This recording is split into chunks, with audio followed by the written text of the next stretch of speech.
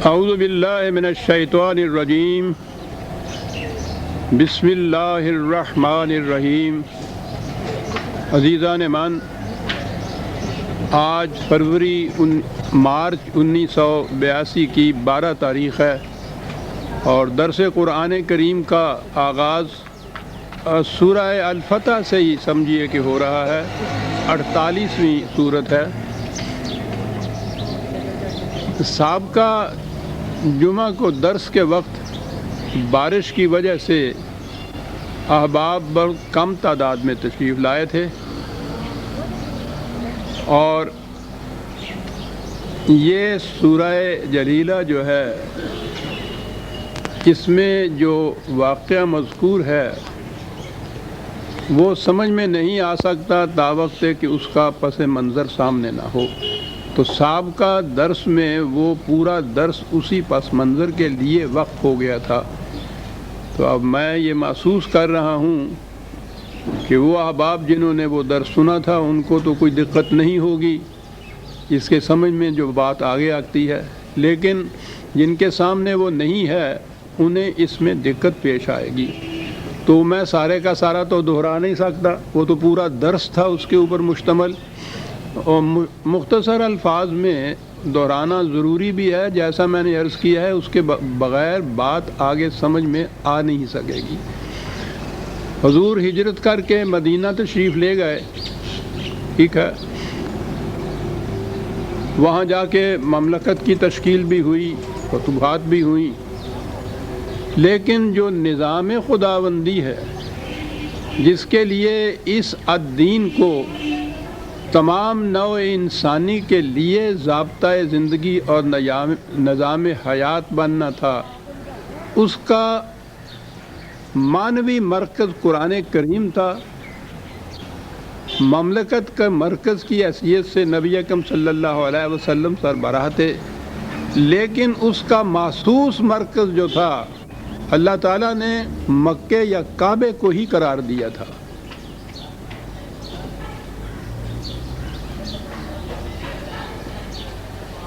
ویسے بھی عربوں کو کعبے کے ساتھ خاص نسبت تھی، دلبستگی تھی۔ اسلام سے پہلے جاہلیت کے زمانے میں بھی اس مرکزیت کے اعتبار سے قریش کی بہت بڑی عزت تھی۔ یہاں حج ہوتا تھا، عمرہ بھی ہوتا تھا، لیکن اس کی کچھ نوعیت اور شکل مختلف تھی۔ اسلام میں آ کے وہ چیز تو قائم رہی، لیکن مقصد اور منتہا اس کا صرف بدل دیا گیا تھا۔ کہنا یہ تھا کہ کعبے کی مرکزیت جو تھی وہ قائم تھی، اور نبی اکرم صلی اللہ علیہ وسلم نے جو نظام خداوندی متشکل فرمایا اس میں بھی مرکزیت کعبے ہی کو حاصل ہونی تھی۔ لیکن یہ عجیب چیز تھی، قرآن میں یہ ہے کہ مدینے میں بیٹھے ہوئے قد نرا تقلب وجہک فی السماء، کہ اے رسول ہم دیکھتے تھے کہ کس طرح تو بار بار اپنی نگاہوں کو آسمان کی طرف اٹھا کے للچائی ہوئی نظروں سے یہ آرزو تمہارے دل میں مچل رہی تھی کہ بار الہ اس نظام کا مرکز تو کعبے کو بننا ہے، اور کعبہ جو ہے وہ مخالفین کے قبضے میں ہے، مشرکین کے قبضے میں ہے۔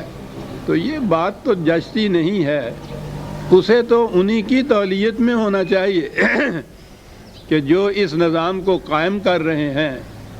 تو وہیں اللہ تعالیٰ نے کہا تھا ان سے کہ یہ بات ٹھیک ہے، ہم جانتے ہیں کیا آرزو تمہارے دل میں مچل رہی ہے۔ بڑے حسین الفاظ ہیں۔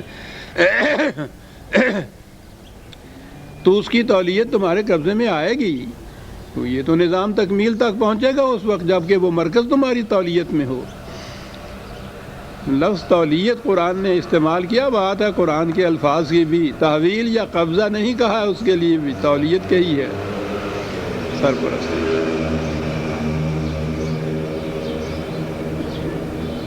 سن 6 ہجری میں نبی اکرم صلی اللہ علیہ وسلم نے ایک خواب کے بنا پہ، جس میں یہ دکھایا گیا کہ آپ مکے میں حج کر رہے ہیں، تو آپ نے ارادہ فرمایا کہ سارا عرب اور عرب کے قبائل جتنے بھی ہیں وہ جاتے ہیں مکے میں، جاتے ہیں، حج کرتے ہیں، عمرہ کرتے ہیں. تو یہ حیثیت جو ہماری یہاں ہے اس حیثیت سے نہ صحیح، عام عربوں کی حیثیت سے تو ہم وہاں جا سکتے ہیں. تو آپ نے کہا کہ عمرہ کے لیے ہم چلتے ہیں. جب آپ نے یہ اعلان فرمایا تو صحابہ کرام بھی آپ کی رفاقت میں، ہم رکابی میں حج کے لیے بڑی سعادت تھی. یہ تقریباً 1400 کے قریب صحابہ ساتھ تھے آپ کے، اور آپ تشریف لائے. مکے سے باہر ایک منزل پہ حدیبیہ جس کا نام تھا، وہاں آپ نے ڈیرا ڈالا اور مکے والوں کو یہ اطلاع بھیجی کہ ہم جنگ کرنے نہیں آئے، کسی قسم کا اور ارادہ نہیں ہے، ہم صرف عمرہ کرنے کے لیے آئے ہیں، اور ہم اسی طرح امن سے جائیں گے مکے میں، امن سے واپس نکل آئیں گے، ہم کسی قسم کی پرخاش نہیں ہوگی. تو مکے والوں نے بجائے اس کے کہ اس کے لیے وہ کہیں کہ ہمیں اس میں کسی قسم کا اعتراض نہیں ہے، انہوں نے ایک دستہ فوج کا بھیج دیا دیکھنے کے لیے. تو وہ آپ نے بڑی جلدی اس کو اپنے قبضے میں لے لیا، اس دستے کو قابو کر لیا. اور چونکہ ویسے بھی حریم کعبہ کے ارد گرد ہی صحیح وہاں تو جنگ ہوتی نہیں، اور یہ جو مہینہ تھا ذی قعدہ کا، اس میں تو عربوں کے ہاں پرانے معاشرتی نظام کے تابع بھی یہ ان 4 مہینوں میں سے تھا جس کو اشہر الحرام کہتے ہیں، جن میں وہ خود جنگ بند کیا کرتے تھے. تو اس اعتبار سے بھی یہ جنگ ہو نہیں سکتی تھی. تو آپ نے ان کو اپنے قابو میں تو کر لیا، گرفتار کر لیا، لیکن جنگ نہیں کی. کہا کہ یہ ان مہینوں میں جنگ بند ہے، ان کو چھوڑ دیا اور کہا واپس چلے جاؤ. اس کے بعد آپ نے حضرت عثمان رضی اللہ تعالیٰ عنہ کو بھیجا کہ جا کے مکے والوں کے متعلق بات کرو ان سے اور دیکھو کہ ان کے ارادے کیا ہیں. وہ گئے تو یہ افواہ مشہور ہو گئی کہ انہوں نے حضرت عثمان کو قید کر لیا ہے. تو نظر آ گیا کہ ان کی نیت نیک نہیں ہے قریش کی. تو ایسے وقت میں اب آپ آئے تھے صرف عمرہ کی غرض سے، جنگ کرنے کے لیے تو آئے نہیں تھے. اگرچہ 1400-1500 کے صحابہ کی جمعیت ساتھ تھی، لیکن یہ کوئی لشکر نہیں تھا. تو آپ نے دیکھا کہ ہم ایسے مقام پہ آ گئے ہیں کہ وہ قریش جس وقت جی چاہے ایک لشکر عظیم لے کر ہم پہ چڑھائی کر لیں گے، اور ہمارے لیے تو بھاگنے کے لیے جگہ بھی نہیں ہوگی، گنجائش نہیں ہوگی. تو آپ نے وہاں ایک درخت کے نیچے صحابہ سے تجدید کی، بیعت کی. بیعت تو ہر مومن، میں نے عرض کیا ہے کہ قرآن کریم کی روح سے تو جب کوئی شخص مسلمان ہوتا ہے تو وہ یہ رسمی کلمہ پڑھ کے نہیں ہوتا، بلکہ یہ ایک معاہدہ ہوتا ہے خدا اور بندے کے درمیان، جسے ان اللہ اشتری من المؤمنین انفسهم واموالهم بان لهم الجنہ، کہ وہ مومن اپنا مال اور جان خدا کے ہاتھ بیچ دیتا ہے اور خدا اس کے عوض اسے جنت کا وعدہ دے دیتا ہے. یہ ایک معاہدہ ہوتا ہے. مشتری کہتے ہیں خریدنے والے کو، اور بھائی کہتے ہیں بیچنے والے کو، بیعت کہتے ہیں یہ بیچ دینا. تو اس آیہ جلیلہ میں یہ جو بیعت کی چیز ہے، اس کے معنی یہ ہیں کہ یہ بیچ دیتا ہے مومن اپنا جان و مال خدا کے ہاتھ. تو آپ نے فرمایا تھا کہ وہ جو تم نے اقرار کیا تھا، بیع نامہ لکھا تھا جسے کہتے ہیں، خدا کے ساتھ معاہدہ کیا تھا، آج اس معاہدے کے اظہار کا عملی وقت آ گیا ہے کہ یہاں جانیں دینی پڑیں گی. تو جان دینے کے معاہدے کی تجدید کے لیے آپ نے وہاں بیعت کی تجدید کی. لیکن اتنے میں مجھے معلوم ہوا کہ وہ غلط تھا. حضرت عثمان بحفاظت واپس تشریف لے آئے اور ان کے ساتھ معاہدہ کرنے کے لیے ایک شخص اور آ گیا قریش والوں کے ساتھ. تو وہاں معاہدہ کیا آپ نے، اور معاہدے میں یہ بات تھی کہ اس سال، میں نے عرض کیا تھا کہ روایتوں میں خود بخاری میں یہ متضاد روایتیں ہیں، لیکن بہرحال یہ تھی کہ یہ واپس چلے جائیں گے، آپ اگلے سال آ کے اس طرح سے عمرہ کر سکیں گے. اور اس میں یہ تھا کہ جتنے لوگ یہاں کے مکے کے قریش مشرکین وغیرہ مدینے جائیں گے ان کو بحفاظت واپس کر دیا جائے گا. اگر واپس آنا چاہیں، وہاں رہنا چاہیں تو وہ امن سے رہیں گے. لیکن اگر مدینہ کے کوئی مسلمان مکے آئیں گے تو ہم مجبور نہیں ہیں ان کو واپس کرنے کے لیے، ہم ان کو روک سکتے ہیں، ہم ان کو روک لیں گے. یعنی یہ وہ صلح نامہ کی شرطیں تھیں. تو ان شرائط کو اور چیزیں بھی تھیں جس میں ہر شرط ان کی مانتے چلے گئے نبی اکرم صلی اللہ علیہ وسلم، اور اس طرح سے اس سال واپس تشریف لے آئے بغیر عمرہ کیے ہوئے۔ وہیں بعض صحابہ کے دل میں بھی یہ خیال پیدا ہوا کہ یہ تو بہت دب کر صلح کرنے کی بات ہو گئی، یہاں صلح کرنی تھی تو برابر کی سطح پہ صلح کرنی چاہیے تھی۔ لیکن وہیں اللہ تعالیٰ نے اس صلح کے متعلق جو بات کہی وہ یہ کہا کہ اِنَّا فَتَحْنَا لَكَ فَتْحًا مُبِينًا۔ تو میں نے عرض کیا تھا کہ یہ فتح مبین قرآن نے قرار دیا ہے صلح حدیبیہ کو، جس کی شرائط آج بھی اگر ہم دیکھیں اس پس منظر میں بھی تو ایسا ہی نظر آتا ہے کہ دب کر صلح کی گئی ہو جیسے، اور اسے فتح مبین کہا ہے۔ تو عربی زبان میں فتح کنکویسٹ یا وکٹری کوئی نہیں کہتے، بلکہ کشاد کی راہیں کھول دینے کو کہتے ہیں، کہ تمہارے لیے کامیابیاں اور کامرانیاں حاصل کرنے کے لیے جو راستے میں رکاوٹیں تھیں، اس صلح نے وہ رکاوٹیں دور کر دی ہیں، تمہارے راستے کھل گئے ہیں آئندہ کی فتوحات کے لیے۔ وہ اتنی بڑی چیز اس کو قرار دے دیا اور بعد کے واقعات نے ثابت کر دیا۔ یہ بڑے بڑے مستشرقین یعنی غیر مسلم عیسائی مورخین بھی یورپ کے جو ہیں وہ اس تاریخ پہ جب پہنچتے ہیں تو وہ وہاں کہتے ہیں کہ صاحب وہ حضور کو نبی تو نہیں مانتے، رسول نہیں مانتے، وہ ایک عظیم انسان ہی صحیح، وہ کہتے ہیں کہ اس صلح سے نظر آتا ہے کہ حضور کا سیاسی تدبر کتنا اونچا تھا اور کتنی دور نگہی تھی، کہ واقعی وہ صلح جو بظاہر اس کی شرائط بتاتی ہیں کہ دب کر صلح کی، آپ کے بعض ساتھیوں نے بھی یہی محسوس کیا کہ دب کر صلح کی، اور آپ نے اس کے باوجود ان کی کوئی نہ مانی، اور جو قریش کہتے چلے گئے مانتے چلے گئے آپ۔ انہوں نے کہا ہے بڑی دور نگہی تھی، اس ایک صلح نے آئندہ کے لیے فتوحات کے دروازے کھول دیے حضور کے لیے، اور ہوا بھی یہی۔ اس کے بعد یہ سن 6 کا واقعہ ہے۔ اس کے بعد سب سے بڑی جنگ تو خیبر کی ہوئی، یہودیوں کا قصہ پاک کی ہے، بہت بڑی فتح تھی، چھوٹی چھوٹی اور فتوحات بھی ہوئی۔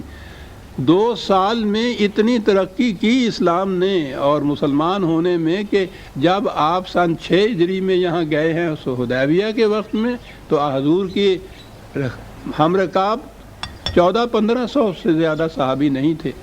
2 ہی سال بعد جب سن 8 ہجری میں مکے کی طرف آئے ہیں، جب جنگ کی نیت سے اب وہ آ رہے ہیں، اس وقت 10,000 کے قریب آپ کے ساتھ تھے، اور اس کے بعد جب حج کرنے کے لیے تشریف لائے ہیں آپ تو 1,00,000 کا مجمع تھا عرفات کے میدان میں۔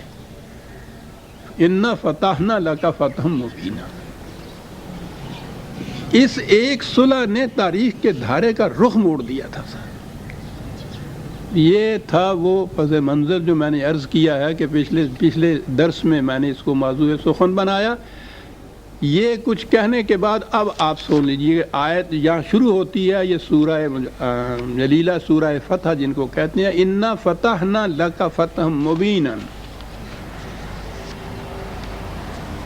آگے ہے اس کے لِيَغْفِرَ لَكَ اللَّهُ مَا تَقَدَّمَ مِن ذَنبِكَ وَمَا تَأَخَّرَ۔ اب آپ کوئی قرآن مجید اٹھا کے دیکھیے ترجمے والا، وہاں آپ کو ترجمہ اس کا ملے گا کہ یہ اس لیے کیا تاکہ اللہ تیرے وہ گناہ بھی معاف کر دے جو پہلے ہو چکے ہیں، اور وہ بھی معاف کر دے جو بعد میں ہونے والے ہیں۔ کوئی ترجمہ اٹھائیے اور سوچئے۔ پھر پہلی بات تو آپ یہ سوچئے کہ پہلی آیت میں یہ کہا گیا ہے اِنَّا فَتَحْنَا لَكَ فَتْحًا مُبِينًا، بہت بڑی فتح ہے، کشاد کی راہیں، فتوحات کی راہیں، کامیابیوں کی راہیں، کامرانیوں کی راہیں کشاد ہو گئی ہیں، رکاوٹیں دور ہو گئی ہیں۔ یہ کاہے کے لیے فتح نصیب ہوئی ہے؟ اتنی بڑی عظیم چیز، تاکہ خدا تیرے گناہ معاف کر دے جو تو پہلے کر چکا ہے، جو تو نے بعد کرنے ہیں۔ دونوں میں کوئی ربط نظر آتا ہے آپ؟ پھر حضور نبی اکرم صلی اللہ علیہ وسلم کے متعلق یہ تصور کہ اتنے گناہ پہلے کیے ہوئے تھے پھر بعد میں بھی کرنے تھے، معاذ اللہ. اور پھر ان گناہوں کے متعلق یعنی ایک اعلان خدا کی طرف سے ہوتا ہے کہ ہم نے وہ بھی معاف کر دیے، آنے والے بھی ہم نے معاف کر دیے. یا اللہ،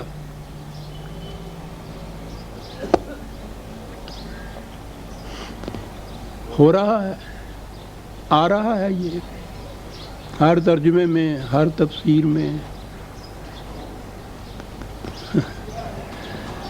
کیا عرض کیا جائے عزیزان، اس سے پہلے بھی یہ ذنب کا لفظ آ چکا ہے ہمارے سامنے، اور ہر مقام پہ میں نے اس کی وضاحت کی تھی. عربی زبان میں یہ الفاظ جو ہیں متعدد معانی ہوتے ہیں ان کے. دیکھنا چاہیے کہ عرب کس کس معنوں میں، کس کس مفہوم میں استعمال کرتے تھے ان لفظوں کو. بنیادی طور پر تو ذنب کہتے ہیں یہ مویشیوں کے پیچھے جو دم ان کی ہوتی ہے وہ ساتھ چپکی رہتی ہے.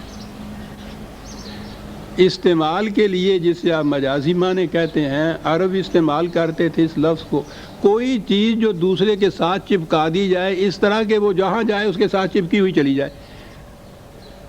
ویسے آپ دیکھیں اس قوم کے متعلق کہ یہ کس طرح سے جو لٹرل میننگ سے جو مجازی معنی لیتے تھے ان میں بھی کیا خصوصیت ہوتی تھی. یعنی یہ جو چیز ہے کہ جہاں کوئی چیز جائے اس کے ساتھ وہ چپکی رہے، وہ دم جو ہے وہ ایک چیز ہے ایسی کہ جہاں وہ مویشی یا وہ جانور جائے گا یہ ساتھ اس کے چپکی رہے گی. تو ساتھ چپکی رہنے کے معنوں میں یہ استعمال کرتے تھے کسی کے خلاف بہتان تراشی، تہمت تراشی، الزامات کسی کے خلاف عائد کر دینا، جو پروپیگنڈے کے زور پہ ایسا کرے کہ جہاں وہ جائے وہ اس کے خلاف الزام، اس کے خلاف تہمت، وہ بہتان ساتھ چپکا رہے اس کے. یہ کیا تھے بہتان، یہ کیا تھے الزامات جو یہ عرب تراشتے تھے حضور کے ساتھ. اور یہ ساری زندگی کم از کم اس وقت تک جہاں یہ آئی ہے آیت میں بھی عرض کروں گا، اس وقت تک یہ چیز ان کے ہاں مسلسل طور پر پروپیگنڈے کے طور پر یہ چپکائی جاتی تھی حضور کے خلاف. خود لفظ الزام کے معنی بھی کسی چیز کا چپکا دینا ہوتا ہے. کیا چیزیں چپکائی ہوئی تھی؟ نبی اکرم صلی اللہ علیہ وسلم کا دعویٰ کیا تھا؟ ایک یتیم جس کے ساتھ کوئی جماعت بھی نہیں ہے، غریب بھی ہے، امارت بھی نہیں ہے، حکومت بھی نہیں ہے، جب دعویٰ کیا ہے آپ نے پہلا اعلان جو کیا تھا تو کہا تھا قریش سے یہ کہ آؤ میری بات سنو. اس سے پہلے عربوں کے ہاں منظم حکومت کا تصور ہی نہیں تھا. حکومت تھی نہیں ان کے ہاں، مملکت تھی نہیں ان کے ہاں، قبائلی زندگی تھی، پنچایتی زندگی تھی ساری. ان کے دائیں بائیں بڑی بڑی مملکتیں اور حکومتیں تھیں، ایران میں بھی تھی، روما میں بھی تھی. عربوں کے ہاں تصور ہی نہیں تھا.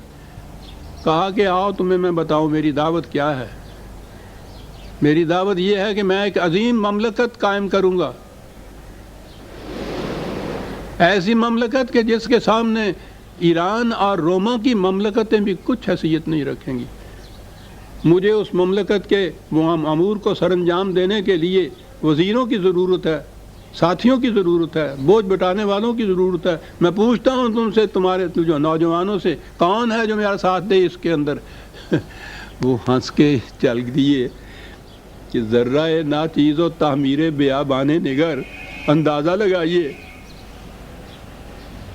آپ کی، یعنی یہ ہیں وہ چیزیں جو میں ابھی عرض کر رہا ہوں، ذنب جن کو کہا جائے گا کہ حیثیت کیا ہے آپ کی اور دعویٰ کیا لے کے بیٹھے ہیں. مملکت قائم ہوگی ایسی کہ جس میں ایران اور روما کی مملکتیں بھی ان کے سامنے سرنگوں ہو جائیں گی.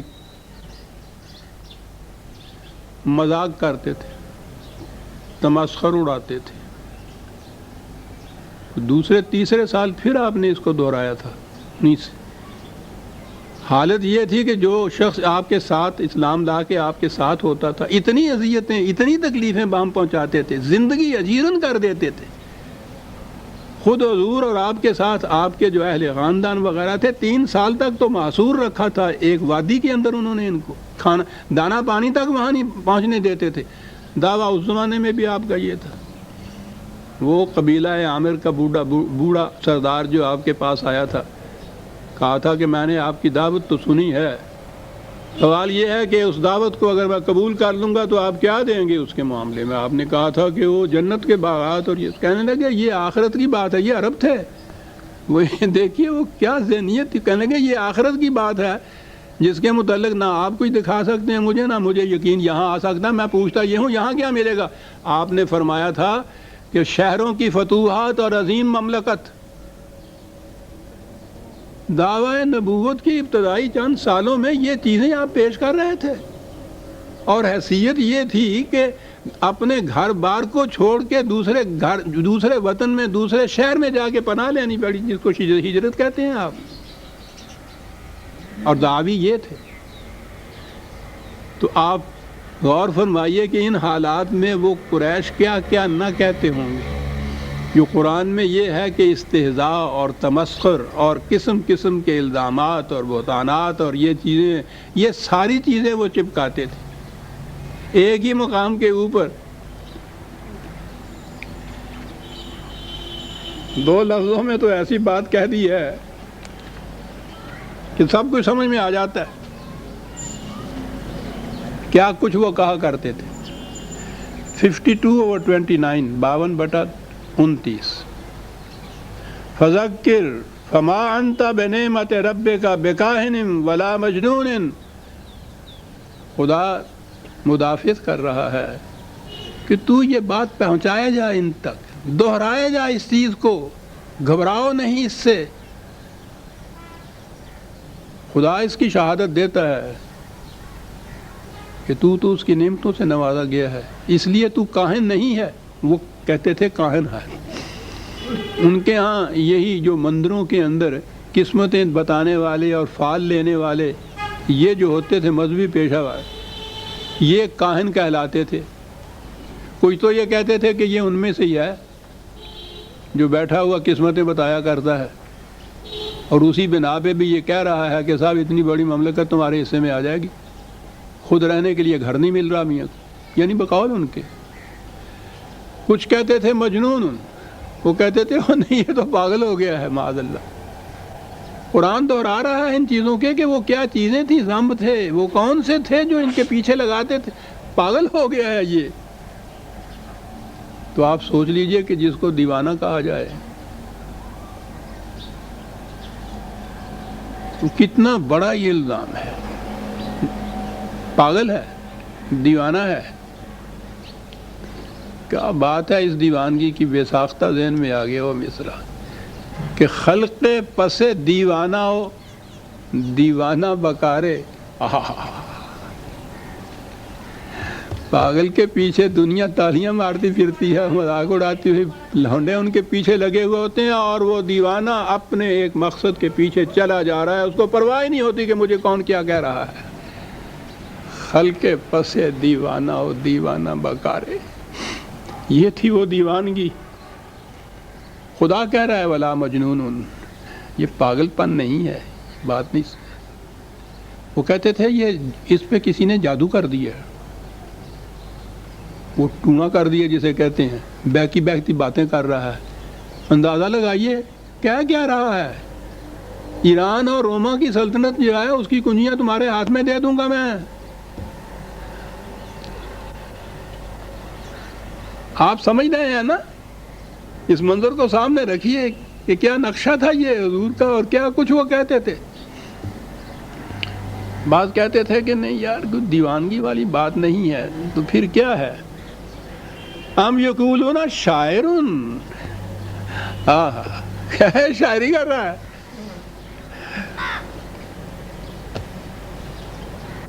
شاعری کے معنی ہے تخیلات کی دنیا کے اندر گم ہوا۔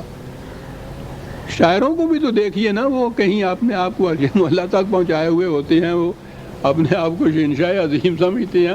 شاعری ہے تخیلات کی دنیا کے اندر جو جی میں آئے گا، بل شاعرون، اور ان کے ہاں تو پھر شاعر پوچھو نہیں، عربوں کے ہاں کا شاعر کیا ہوتا تھا صاحب، کہتے تھے شاعرن، اور اگلے ٹکڑے نے بات واضح کر دی، کہتے ہیں کہ اس کو سیریسلی مت لو جو کچھ یہ کہہ رہا ہے.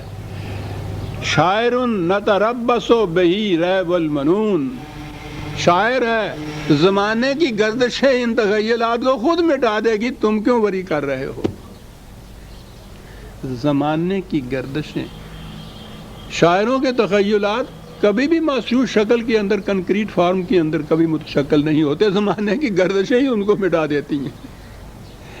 عربوں کے ہاں بھی یہ چیز نتربص بہی ریب المنون، تھوڑا سا انتظار کرو، زمانے کی گردشیں خود ہی مٹا دیں گی اس کو، وری نہ کرو. جواب ملتا ہے قل، خدا کی طرف سے، تربصو، میں بھی یہ چاہتا ہوں کہ تم انتظار کرو، انی معکم من المتربصین، اور میں بھی انتظار کرتا ہوں اپنی طرف، کرو انتظار، میں بھی انتظار کرتا ہوں. قل اعملوا علی مکانتکم انی عامل، تم اپنے پروگرام کے مطابق کرو جو کچھ کرنا ہے. مجھے تو خوشی ہوئی جو تم نے کہا ہے کہ انتظار کرو، میں تو چاہتا ہی یہ ہوں. تم اپنی جگہ اپنے پروگرام پہ عمل کرو اور پھر انتظار کرو، اور مجھے اتنی اجازت دو کہ میں اپنے پروگرام کے مطابق کام کرتا جاؤں. میں نہ دخیل ہوتا ہوں تمہارے پروگرام میں، اور تمہارے اوپر یہ بھی شرط ہے کہ میرے پروگرام میں تم دخیل نہ ہو. سوف تعلمون، دیر کی بات نہیں ہے، یہ قیامت میں جا کے، میں نہیں کہتا کہ وہاں جا کے پتہ چلے گا کہ کیا ہوا، سوف تعلمون، ابھی ان قریب پتہ چل جائے گا کہ کون اپنے دعوے میں سچا ہے. میں دخل نہیں دیتا تمہارے معاملات میں، تم کرو جو کچھ کرتے ہو. کتنا عجیب سا صاحب یہ دعا، لیکن شرط یہ ہے کہ تم میرے معاملات میں دخیل نہ ہو. سوف تعلمون، ان قریب نظر آ جائے گا. یہ تھے وہ الزامات تو لگاتے تھے. کس حد تک یہ چیز پہنچ گئی تھی وہ تاریخ میں وہ واقعہ دل پاش ہے. حضور ہجرت کی رات جب تشریف لے آنا تھا تو کعبے میں آپ گئے، اور کعبے کے کلید بردار یہی شیبانی کا خاندان جو ہوتا ہے، اس سے کہا کہ ذرا کعبے کو کھول تو دو، میں جاتے وقت چاہتا ہوں کہ اس کی زیارت کر جاؤں. اس نے کہا جاؤ بے جاؤ، معاذ اللہ، نقل کفر نہ باشد، ان کے الفاظ میں بات کر رہا ہوں. نہیں کھولا اس نے. آپ نے کہا کہ ٹھیک ہے شیبانی، آج تم نے یہ نہیں کھولا، وہ وقت آئے گا کہ کعبے کی کنجی میرے ہاتھ میں ہوگی، اور میں اسے جس کے ہاتھ میں دے دوں گا قیامت تک کوئی اس سے چھین نہیں سکے گا. اپنے دعوی کی صداقت پر یہ یقین تھا، یہ ایمان تھا. عام الفاظ میں جنہیں پیشین گوئیاں کہتے ہیں، یہ وہ بات نہیں تھی. یقین تھا اس امر کا کہ جس پروگرام کو میں لے کے اٹھا ہوں یہ انتہا تک پہنچنا ہے، اس نے کامیاب ہونا ہے، اور اس کا نتیجہ یہ ہونا ہے. لیکن وہ تو مذاق کرتے تھے. اب آ جائیے یہاں. کہا یہ جو فتح مبین تمہیں حاصل ہوئی ہے، اس کا نتیجہ یہ ہوگا کہ یہ جتنے الزامات تمہارے خلاف لگاتے تھے نا اس سے پیشتر، وہ ان فتوحات کا جو منظر ہے وہ ان کو دھو ڈالیں گے. الزاموں کو خود مانیں گے کہ نہ یہ ساحر تھا، نہ یہ مجنون تھا، نہ یہ کاہن تھا، نہ یہ شاعر تھا، یہ تو سچ کہتا تھا. اور اس کے بعد بھی تمہارے متعلق جو اس قسم کی باتیں کریں گے، اس کے بعد جو فتوحات تمہیں حاصل ہوں گی، تمہاری کامیابیاں تمہاری ہر کامیابی تمہارے دعوے کی صداقت کا ثبوت بنتی جائے گی، اور ان کے ہر الزام کی تردید ہوتی چلی جائے گی. اس لیے یہ جو ہم نے فتح مبین تمہیں دی ہے، کاہے کے لیے دی ہے؟ لِیَغْفِرَ لَكَ اللَّهُ مَا تَقَدَّمَ مِن ذَنبِكَ وَمَا تَأَخَّرَ، تاکہ یہ ان الزامات کی تردید کر دیں، دھو ڈالیں ان الزامات کو جو تیرے پیچھے یہ لگاتے چلے آ رہے تھے آج تک کہ ذرہ ناچیز و تعمیل بیابان مضر. دعوی ملاحظہ فرماؤ ان کی پوزیشن کیا ہے اور دعوی کیا ہے. یہ سارے الزامات جو ہیں، یہ فتح مبین جو ہے اور اس کے بعد جتنی بھی فتوحات حاصل ہونے والی ہیں وہ ساری ان الزامات کو دھو ڈالیں گی جو تمہارے خلاف یہ لگاتے تھے، وہ بہتان جو چپکاتے تھے تمہارے خلاف، یہ اب بھی اور اس کے بعد بھی جو فتوحات ہونی ہیں، ہر فتح جو حاصل تمہیں ہوگی ان کے ان الزامات کی تردید کا ثبوت بنتی چلی جائے گی۔ تو اور فرمایا آپ نے کیا معنی ہو گئے اب اس کے، اور یہ حقیقت ہوئی۔ 2 ہی سال کے عرصے میں، یہ سن 6 کا واقعہ ہے، 8 کے فتح مکہ۔ فتح کیا، کوئی جنگ نہیں ہوئی تھی، حضور تشریف لائے، انہوں نے سرنڈر کر دیا صاحب، پا بجاؤ نا یہ سارے رؤوسا جو 2 سال پیشتر جو اس طرح سے صلح،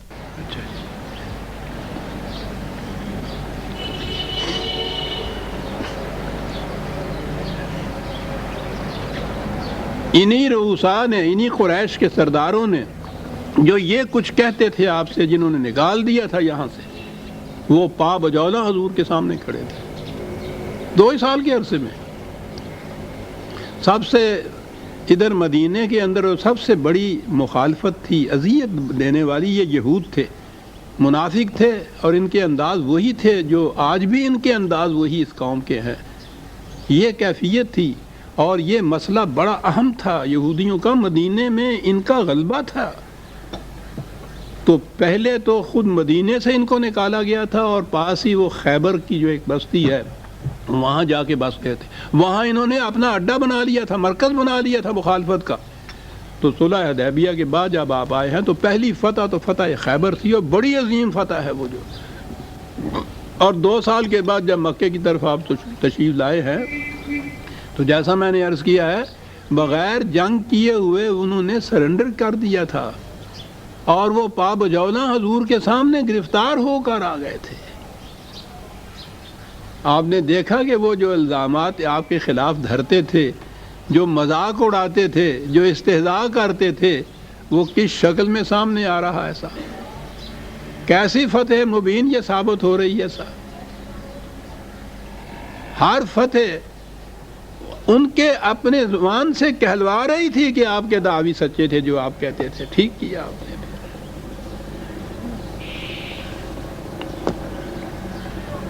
ہاں، اور پھر وہ کعبے کی چابی والا قصہ جو ہے وہ تو پھر عظیم ہے نا۔ یہ فتوحات شمشیر کی نہیں تھیں، یہ قلوب کی فتوحات تھیں عزیز عظمان۔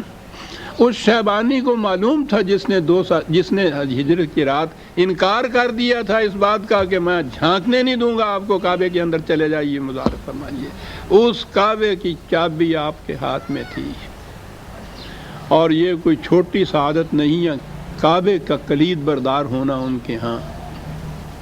اب ہر ایک کے ذہن میں تھا کہ حضور نے یہ فرمایا تھا جاتے وقت کہ جس کے ہاتھ میں میں یہ چابی دے دوں گا قیامت تک کوئی اس سے نہیں چھین سکے گا۔ وہ سوچ رہے تھے کہ نہ معلوم یہ سعادت کس کے حصے میں آنے والی ہے۔ آپ نے سب کی طرف نگاہ ڈالی، اور وہی شیبانی جو کھڑا تھا اس کے ہاتھ میں جا کے وہ چابی دے دی۔ فتوحات تو آپ بڑے بڑے فاتحین کی دیکھیں گے، یہ فتوحات کہاں آپ کو نظر آئیں گی عزیزان مان؟ اسی کے ہاتھ میں تھی، اور اسی کے خاندان میں آج تک وہ چلی آ رہی ہے خلید، کوئی اس سے چھین نہیں سکتا، کیونکہ حضور نے فرمایا ہے کہ قیامت تک کوئی چھین نہیں سکے گا۔ یہ ہے عزیزان مان، یہ ہے مقام جہاں نظر آتا کہ محض فتح نہیں ہے، بلکہ یہ چیزیں جو ہیں اخلاق کی بلندی اور کردار کی درخشندگی، یہ کہاں ملے گی آپ کو صاحب؟ اور ان رؤوسا سے جنہوں نے اتنی اذیتیں پہنچائی تھی آپ کو اور آپ کے ساتھیوں کو، سارے پا بجولا کھڑے تھے۔ آپ نے پوچھا تھا کہ بتاؤ تم کس سلوک کو ڈیزرو کرتے ہو، جسے ہم کہتے ہیں نا، کیا سلوک تمہارے ساتھ کیا جائے؟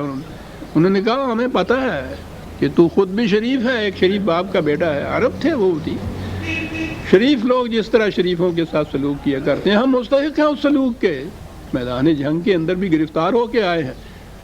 آپ نے فرمایا ٹھیک ہے، پھر لا تثریب علیکم اليوم، ہم کسی سے انتقام نہیں لیا کرتے، کھول دو ان کی زنجیریں۔ طلقاء ان کو اس زمانے سے کہتے ہیں، ان کا نام ہی یہ ہے، جن کی زنجیریں کھول دی گئی تھیں، جن کو آزاد کر دیا گیا تھا، یہ کیا تھا۔ یہ اس سارے عرصے میں 23 سال کے عرصے میں اتنی جنگیں ہوئی ہیں، اتنے چھوٹے چھوٹے سریہ بھی ہوئے ہیں، نبی اکرم صلی اللہ علیہ وسلم نے اپنے ہاتھ سے کسی ایک شخص کو قتل نہیں کیا۔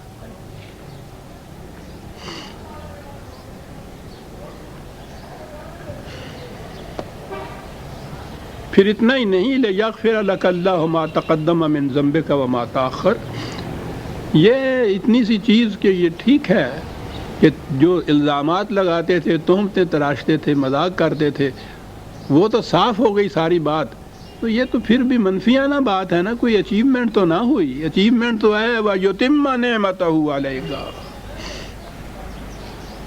اپنے انعامات خداوندی جو ہے تکمیل تک پہنچا دے گا تیرے لیے، پورے کے پورے تمہیں دے دے گا۔ وہ کیا انعام ہے؟ وہ نعمت خداوندی کیا ہے؟ نعمت خداوندی ہے یہدیک صراطا مستقیما، تمہاری رہنمائی اس راستے پہ کر دی جائے گی جو تمہیں منزل مقصود تک پہنچا دے گی۔ یہ بہت بڑی نعمت ہے عزیزہ نعمت، وہی ہے جو ہم شروع میں دعا ہر نماز کی رکعت کے اندر جو ہم سورہ فاتحہ میں کہتے ہیں، اہدنا الصراط المستقیم صراط الذین انعمت علیہم، یہ صراط مستقیم کا مل جانا، یعنی یہ نعمتوں کی فراوانی اور اس طرح سے اس کی بارش، یہ نہیں ہے کہ آپ بیٹھے رہیں اور ہم سب کچھ آپ کے اوپر نچھاور کرتے چلے جائیں گے۔ نعمت سب سے بڑی یہ ہے کہ منزل کی طرف جانے والے صحیح راستے کی رہنمائی کر دی جائے، جانا تو پھر آپ ہوگا، آپ کو راستہ جو بتا دیا جائے گا تو اس کے یہ معنی نہیں ہے کہ منزل تک بھی وہی تمہیں اٹھا کے پہنچا دے گا، چلنا تمہیں خود ہوگا۔ یہ چیز کہ تمہیں صحیح منزل کی طرف جانے والے راستے کی رہنمائی کر دی، بہت بڑی نعمت ہے صاحب۔ البتہ اس کے ساتھ اور ہے بات، وَيَنْصُرَكَ اللَّهُ نَصْرًا عَزِيزًا، اور اس طریق سے کہ تم اس صحیح راستے صراط مستقیم کے اوپر چلتے جاؤ گے، اللہ کی نصرت حاصل ہوگی، غلبہ حاصل ہوگا۔ یہ اس صلح حدیبیہ کے بعد کی فوری آیات ہیں یہ جو نازل ہوئی ہیں، اور اس کا نتیجہ یہ تھا کہ وہ کچھ ساتھی جن پہ صلح کی شرائط کی بنا پہ کچھ افسردگی چھا گئی تھی، وہ سمجھتے تھے کہ یہ دب کر صلح ہوئی ہے، اور میں سمجھتا ہوں کہ وہ جو بیعت لی تھی حضور نے، اس کے بعد جو ولولہ شہادت ابھرا ہے ان کے دلوں کے اندر، میں سمجھتا ہوں اس کی بھی وجہ تھی کہ موقع ہی نہ ملا ہمیں یہ بتانے کا کہ خدا کے ہاتھوں میں جان و مال بیچنے والوں کی کیفیت ہوتی کیا ہے۔ یہ بھی ایک چیز تھی جس کی وجہ سے کچھ مایوسی تھی، اور اس لیے خدا نے یہ کہا هو الذی انزل السکینۃ فی قلوب المؤمنین لیزدادوا ایمانا مع ایمانہم، خدا نے ان کے قلوب میں پھر ایک تسکین پیدا کر دی۔ یہ واقعات جو آئے اس کے بعد ایک ایک واقعہ نے ان کے قلب مضطرب میں تسکین کا سامان پیدا کر دیا، سکون ہوا انہوں نے کہ ٹھیک ہے، دب کے صلح والی بات نہیں تھی، اس سے ہم مغلوب نہیں ہوئے، مفتوح نہیں ہوئے، محکوم نہیں ہوئے، بلکہ نصرت خداوندی ہمارے ساتھ ہوئی، غلبے پر غلبہ، فتح پہ فتح ہوتی چلی جا رہی ہے، سکینت مل رہی ہے قلوب مومنین کو۔ اور پھر لیزدادوا ایمانا مع ایمانہم، وہ جو انگریزی کا محاورہ ہے nothing succeeds like success، بڑی چیز ہے وہ، ایک کامیابی جو ہوتی ہے اگلی کئی کامیابیوں کے راستے کھول دیتی ہے۔ کہا کہ ان چیزوں سے ان کا جو ایمان تھا اس ایمان میں اور اضافہ ہو گیا، ایمان تو پہلے بھی تھا، تو ایمان میں اضافے ہوتے ہیں کہ جو دعاوی ہم لے کر اٹھتے ہیں اور ان کو ہم پہلے ایبسٹریکٹ طور پر صحیح مانتے ہیں، عقیدے کے طور پر صحیح مانتے ہیں کہ ایسا ہوگا، یہ بھی ایمان ہے کہ ہم یہ اس پہ یقین رکھیں کہ ایسا ضرور ہوگا، لیکن جب وہ بات پھر واقعہ ہو جاتی ہے تو آپ دیکھتے ہیں کہ اس میں کس قدر محکمیت آ جاتی ہے، استحکام آ جاتا ہے اس ایمان کے اندر۔ یہ ایمان محکم ہوتا ہے اس طرح سے کہ اپنے دعاوی کے نتائج آپ کے سامنے آتے چلے جائیں۔ یہ ہے لیزدادوا ایمانا مع ایمانہم، ایمان پہلے ان کا تھا، اس میں اضافہ ہوتا چلا گیا، ہر فتح سے، ہر غلبہ سے. اور کس طرح سے یہ ہوا؟ وَلِلَّهِ جُنُودُ السَّمَاوَاتِ وَالْأَرْضِ. قرآن نے اس کا ذکر متعدد مقام پہ کیا ہے. یہ جو جنود ہیں،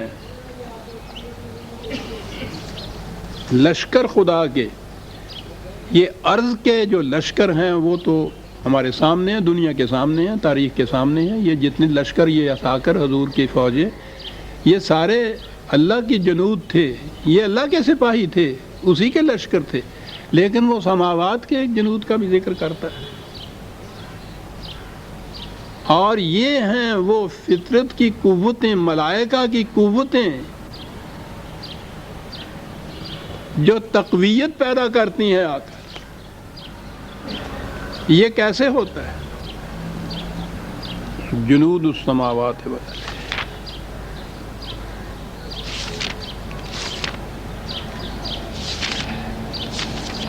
بدر کے میدان کا واقعہ قرآن کریم نے متعدد مقامات پر دہرایا ہے.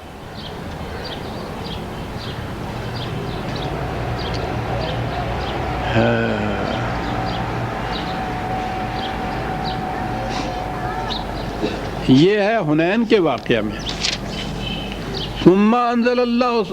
حنین کا بھی جب ذکر آئے گا تو آپ دیکھیں گے بڑا سخت مارکا تھا، اور اس میں پہلے قدموں میں بڑی سخت شکست ہوئی تھی، ان کے اوپر پسپائی ہوئی تھی، ان کو بڑی ہی پریشانی کا عالم تھا. لیکن اس کے بعد پھر جو پلٹا لیا ہے تو ان کی یہی جو شکست تھی وہ جب فتح میں بدلی ہے. تو قرآن نے کہا ہے ثم انزل اللہ سکینتہ علی رسولہ وعلی المؤمنین وانزل جنودا لم تروها. یہ ہے چیز جو میں کہہ رہا تھا کہ خدا نصرت کرتا ہے ایسے لشکروں سے کہ جنہیں تم دیکھ نہیں سکتے. یہ دوسری جگہ ہے، یہ ہے 9/26.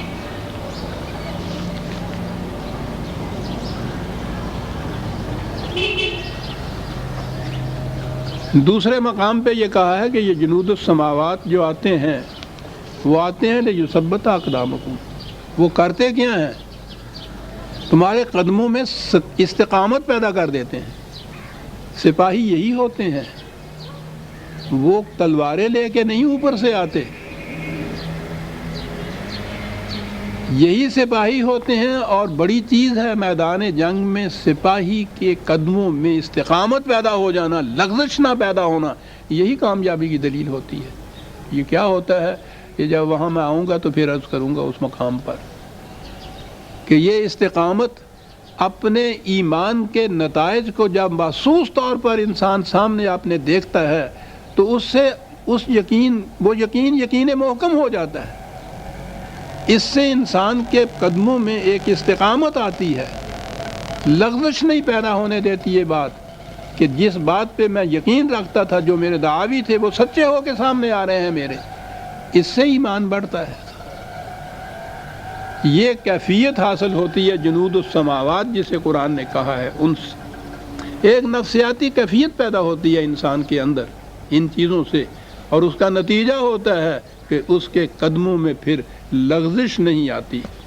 وَكَانَ اللَّهُ عَلِيمًا حَكِيمًا. اور یہ اس لیے کہ خدا کو یہ علم ہے سارا، اور پھر وہ علم کے ساتھ ایک حکمت کی چیز جو ہے، ریشنلی یہ سب کچھ وہ کرتا ہے. ایسے نہیں ہے کہ تمہیں بیٹھے بٹھائے ہوئے فوق الفطرت قوتیں آ جائیں اور وہ مارتی چلے جائیں، تم بیٹھے ہوئے ہو اور اس کے بعد جا کے تم میدان جنگ کے اوپر فتح حاصل کر لو. ایسا نہیں. علیمن کے ساتھ حکیمہ ہے. جو چیز اس طرح سے فوق الفطرت طریقے سے ہوتی ہے اس میں تو حکمت کوئی نہیں ہوتی، وہ تو ریشنلی نہیں ہوتا. ریزن اس کے لیے نہیں آپ دے سکتے. آپ نے دیکھا کس مقام پہ کیا لفظ میں نے عرض کیا تھا کہ قرآن کے ایک ایک لفظ پہ کھڑے ہو کے سوچا کیجئے.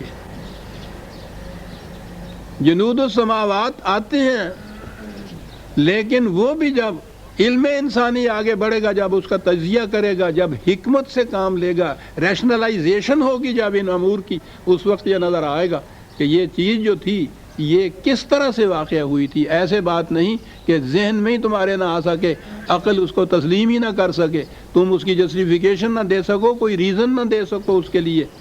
یہ اس قسم کے معجزات نہیں تھے، وہ جو ہم نے بعد میں اپنے ہاں سے وضع کیے کہ وہ صاحب پہ وہ آسمان کی چڑیا آتی تھیں، وہ کنکری مارتی تھی اور اس کے ہاتھی کے وہ سوار کے سر پہ لگتی تھی، ہاتھی کے پیٹ میں سے نکل جاتی تھی، اس میں آپ حکمت کسی طرح سے بھی پیدا نہیں ہو سکتی، وہ خدائے حکیم کا فعل نہیں ہوتا، آپ اس کو ایکسپلین ہی نہیں کر سکتے کہ کیسا ہوا، سوائے اس کے صاحب معجزہ تھا، ہو گیا۔ بدر کے میدان میں جیسے ہم نے میں آگے آتا ایسی صورت میں وہ بات آئے گی کہ جب دیکھا کہ اس طرح سے فتح نہیں ہو رہی، شکست ہو رہی ہے، تو آپ نے مٹھی بھر کے کچھ کنکریوں کی یوں مارا اور وہ قریش کے سپاہیوں کی آنکھوں میں جا کے لگی، سب اندھے ہو گئے اور بھاگ گئے۔ حکیمہ نہیں ہے یہ معجزہ، تو وہی وہ ہوتا ہی وہ ہے کہ جس میں عقل عاجز آ جائے، یہ تو لفظی عجز سے ہے۔ تو جہاں انسان کا عقل اور فکر اور تدبر عاجز آ جائے، سمجھ نہ سکے، اس کام کو آپ علیماً حکیمہ کیسے کہہ سکیں گے صاحب؟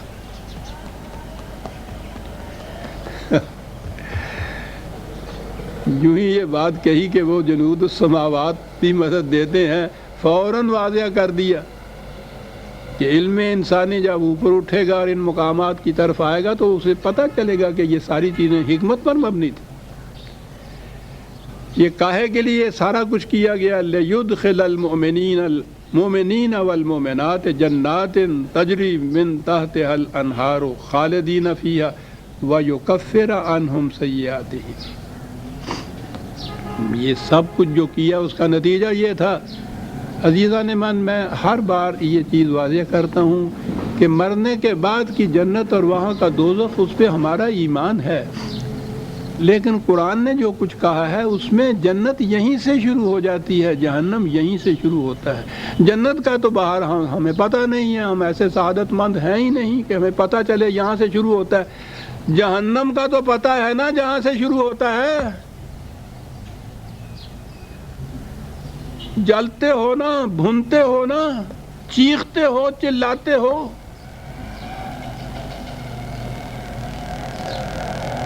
اور پھر یہ کیفیت، فَمَا هُمْ بِخَارِجِينَ مِنَ النَّارِ، جتنی جی چاہے کوشش کرو کہ یہاں سے نکل جاؤ، نکل بھی نہیں سکو۔ ساری دنیا ایک جہنم میں ہے اس وقت عزیزان مان۔ قیامت موجود جو ہے، سخنز نامہ و میزاں دراز تر گوئی، ہزار حیف نہ بینی قیامت موجود۔ اس قیامت کی باتیں تو بہت تم کرتے ہو، افسوس اس بات پہ ہے کہ جو موجود قیامت ہے وہ تمہیں نظر نہیں آ رہی صاحب۔ قرآن قیامت موجود کا بھی ذکر کرتا ہے۔ یہ جو اس نے کہا ہے کہ سکینت دیں گے، فتوحات سے کشاد ہو جائے گی راستوں کی، کاہے کے لیے ہوگا؟ اس دنیا کی جنت ہے وہ جو آپ کو دی۔ جو کچھ ان سے ملا تھا، میں آؤں گا جب نبی حضرت عمر رضی اللہ تعالیٰ عنہ کے زمانے میں ایران جب فتح ہوا ہے تو فتوحات ایران میں جو چیزیں ان کو وہاں نظر آئیں اور ملیں، وہاں جو سپہ سالار نے عمر بن عاص سے انہوں نے جو چٹھی لکھ کے خط بھیجا حضور کو، حضرت عمر خلیفہ کو، اس میں یہ لکھا تھا کہ وہ قرآن نے جن نعمتوں کا ذکر کیا ہوا ہے جنت کے اندر، ہم نے اپنی آنکھوں سے یہاں دیکھا ہے ان کو۔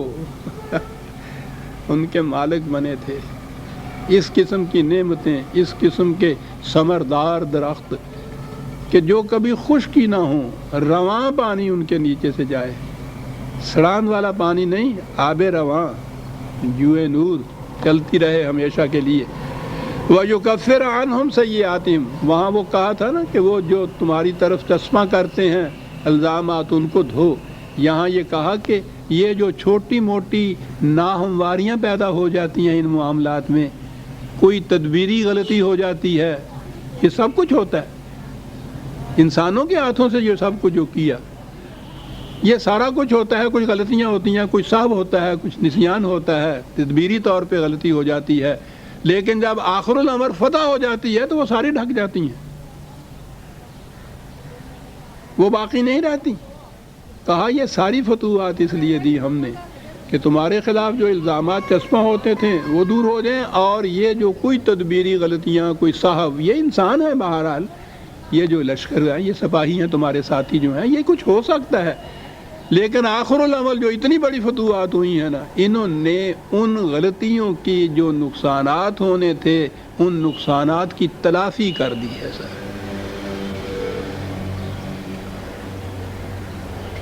اب یہ بھی نہ معلوم ہو گیا ہمیں کہ نقصان کی تلافی کیسے ہوتی ہے۔ توبہ اسے کہتے ہیں کہ جو کسی تدبیری غلطی سے نقصان ہو، اس نقصان کی تلافی ہو جائے اور اس سے پھر زیادہ کچھ ملے۔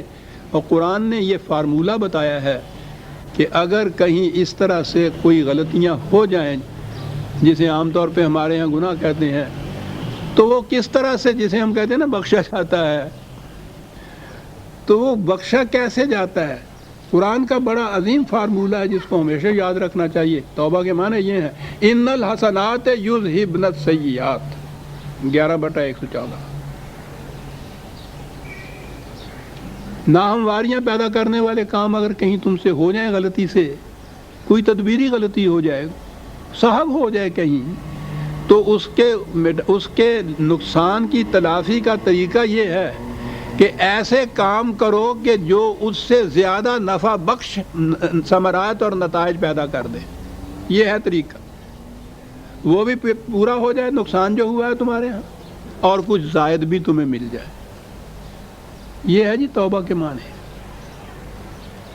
جس غلطی کا نتیجہ کچھ نقصان دہ ثابت ہوا ہے، ایسا حسن کارانہ کام اس کے بعد کیا جائے، ایسا بزنس کیا جائے آج کی اصطلاح میں کہ وہ جو لاس ہوا ہے پہلے بزنس سے، پہلے کسی طرح کے کاروبار سے، وہ بھی پورا ہو جائے اور اس کے بعد کچھ اور زیادہ بھی مل جائے۔ یہ ہے جسے آپ توبہ کہتے ہیں، اور بخشش جسے کہتے ہیں۔ وَكَانَ ذَلِكَ عِندَ اللَّهِ فَوْزًا عَظِيمًا۔ کیا لفظ آ گیا ہے! جو میں اشارات میں یہ کہہ رہا تھا وہ تو لفظ ہی آ گیا سامنے۔ تمام مذاہب کے اندر منتہا جو ہے وہ نجات ہے، لفظ یہی آتا ہے، سیلویشن کا ہی لفظ آتا ہے، مکتی کا لفظ آتا ہے، نجات کا لفظ آپ کے یہاں بھی آتا ہے۔ کیا معنی ہوتے ہیں اس چیز کے؟ کسی عذاب میں گرفتار، کسی مصیبت میں گرفتار ہو تو وہاں سے چھٹکارا ہو جائے، اسے نجات کہتے ہیں۔ مصیبت میں پہلے وہ پھنسے، اس سے نکل جائے تو ملا تو کچھ نہیں نا، وہ جو اس میں گرفتاری ہوئی تھی، یہ جو بند تھے، جو ہتھکڑیاں لگی تھیں، جو قید خانے میں گیا تھا، وہاں سے آنے کے بعد یہی ہوگا نا، جیسا پہلے تھا ویسا ہو گیا۔ صبح کو اچھا بھلا تھا، دوپہر کو بخار ہوا، اسے علاج کیا، شام کو بخار اتر گیا، نجات ملی اس مرض سے، تو کیا ہوا؟ جیسا وہ صبح کو تھا ویسا ہی ہو گیا نا، ایز یو ور ہوتا ہے نا۔ یہ کچھ حاصل نہیں ہوتا۔ ساری دنیا کے مذاہب میں نجات کا تصور ہے یہ کہ انسان سے غلطیاں ہوئی، گناہ ہوئے، کچھ اس کو عذاب ملا، کچھ اس کو سزا ملی، سزا ملنے کے بعد وہ 3 مہینے 6 مہینے کی قید تھی، قید اس نے کاٹ دی، پھر واپس باہر آ گیا، تو یہ ہو گیا نجات۔ یعنی یہ ہے سارا سلسلہ رشد و ہدایت، خدا کی تخلیق، کائنات، پروگرام، نظام، کہ انسان جیسا پہلے تھا ویسا ہی پھر ہو جائے۔ مینا سزت خدائرہ، اندازہ لگائیے یہ کھیل کیا ہے کہ جیسا تھا ویسا ہی ہو گیا۔ قرآن اس کے لیے فوز کا لفظ استعمال کرتا ہے۔ میں کیا عرض کروں اپنے یہاں اس کے لیے لفظ کیا ہے؟ فائز المرام ہونا ہم کہتے ہیں، فوز جو ہے اچیومنٹ کو کہتے ہیں، کچھ حاصل ہونا، ویسے کا ویسا ہو جانا نہیں جیسا پہلے تھا، کچھ حاصل ہونا۔ ذالک عند اللہ فوزا عظیما، خدا کے قانون کی روح سے یہ بہت بڑی اچیومنٹ ہے جو تمہیں ملے گی۔ اور دوسری طرف وقت ہو گیا، یہ تو ان کو ملے گی، اور مخالفین کے متعلق آ گیا ہے وَيُعَذِّبَ الْمُنَافِقِينَ وَالْمُنَافِقَاتِ وَالْمُشْرِكِينَ وَالْمُشْرِكَاتِ الظَّانِّينَ بِاللَّهِ ظَنَّ السَّوْءِ۔ لیکن آیت لمبی ہے، وقت لگے گا اس کے لیے، اسے ہم اٹھا رکھتے ہیں آئندہ درس کے لیے۔ 5 آیتیں سورہ الفتح کی آج ہم ختم کر بیٹھے۔ ربنا تقبل منا انک انت السمیع العلیم۔ ایک ضروری یہ لے لیجیے۔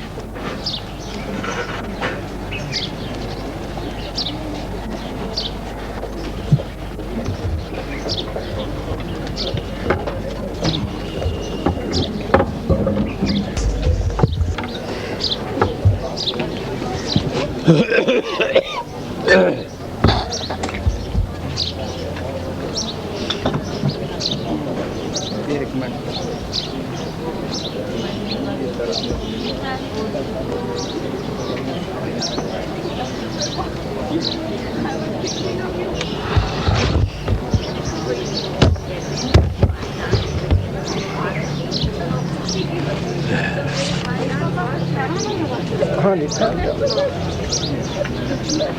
ہاں ਚੱਲਦਾ ਰਿਹਾ ਉਹ ਪਤਾ ਨਾ ਸਰਦਾਰ ਸਮੂਰਨ ਸਿੰਘ ਨਹਿਰੂ ਦੇ ਨਾਲ ਗਿਆ ਸੀ, ਹਵਾਈ ਜਹਾਜ਼ ਵਿੱਚ ਗਿਆ ਸੀ, ਸਰਦੀ ਦਾ ਮੌਸਮ ਸੀ, ਵੈਸੇ ਵੀ ਠੰਡ ਸੀ, ਤੇ ਬਾਹਰ ਦੇਖਿਆ ਤੇ ਉਹ ਪੱਖਾ ਚੱਲਣ ਡਿਆ ਹੈ। ਉਹਨੇ ਸੱਦਿਆ ਛੇਤੀ ਨਾਲ ਉਹਨੂੰ, ਪਾਇਲਟ ਨੂੰ, ਕਹਿਣ ਲੱਗਾ ਸਾਹਿਬ ਮੇਰਾ ਕਰਕੇ ਵਜ਼ੀਰ ਆਜ਼ਮ ਨੂੰ ਠੰਡ ਲੱਗਦੀ ਹੈ, ਤੂੰ ਨਾਲ ਪੱਖਾ ਚਲਾ ਦਿੱਤਾ ਹੈਗਾ, ਬੰਦ ਕਰ ਮਾਰੋ। ਮੈਂ ਕਿਹਾ ਕਿਤੇ ਇਹੋ ਜਿਹਾ ਪੱਖਾ ਨਾ ਚਲਾ ਲੈਣਾ ਤੁਸੀਂ, ਵਜ਼ੀਰ ਆਜ਼ਮ ਨੂੰ ਠੰਡ ਲੱਗੇ ਨਾ, ਸਰਦੀਆਂ ਦੇ ਮੌਸਮ ਇਹੋ ਜਿਹਾ ਪੱਖਾ ਇੱਥੇ ਲਾਵਾਂਗੇ। ਹੋਰ ਮੇਰੇ ਸਿਰ ਤੇ ਚੜਾ ਦਿਓ ਪੱਖਾ ਚੜਾ, ਗਰਮੀਆਂ ਨੂੰ ਤੇ ਕੁਝ ਕਰ ਦੇਣਾ। ਅੱਜ ਕੱਲ੍ਹ ਤੁਸੀਂ ਦੇਖਦਾ ਕਿੰਨਾ ਕੁਝ ਪਾਸ ਕਰਨਾ ਹੋਣਾ, ਤੇ ਵੀ ਠੰਡ ਲੱਗਦੀ।